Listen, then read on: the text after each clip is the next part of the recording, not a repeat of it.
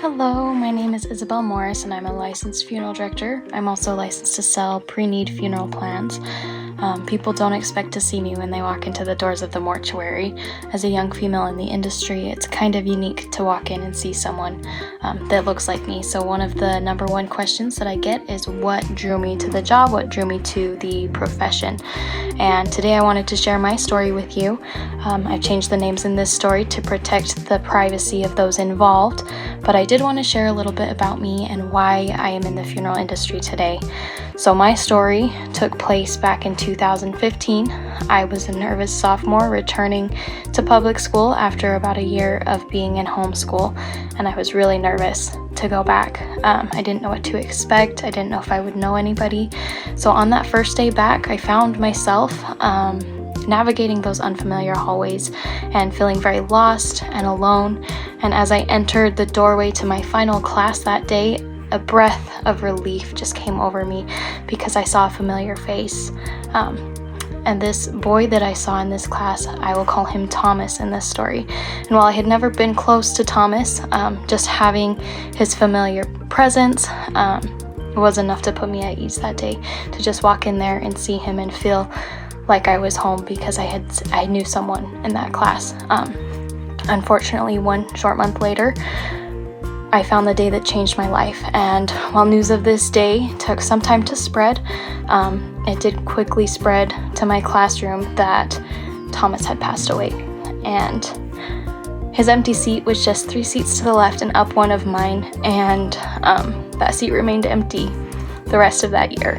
And all of us tried to wrap our minds around that loss the rest of the year as we just remembered him. And roughly a week later, after he passed away, I put on a nice black dress and I found myself at the front doorsteps of the mortuary. And I walked in through those doors and I was greeted by a kind, somber lady in dark clothing. And she calmly directed me to the left. And I walked into a room that felt hollow and it felt heavy at the same time. And as I walked into that room, I saw Thomas sitting in the front, in the center of the room. He was wearing a nice brown suit and he didn't look like himself.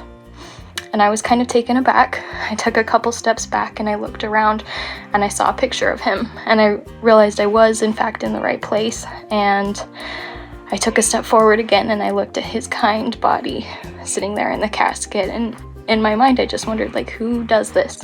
Who got him ready and who set this up? And that question stuck with me that day.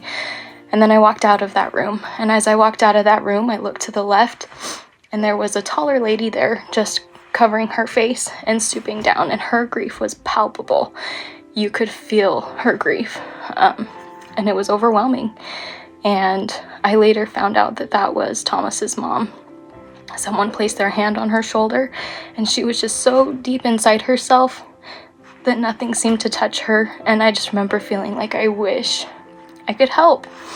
And so the question of who does this and my desire of I wish I could help was ingrained inside of me that day, and those two things shaped my career path in the funeral industry and have made me the person that I am today, and that's why I'm in the funeral industry.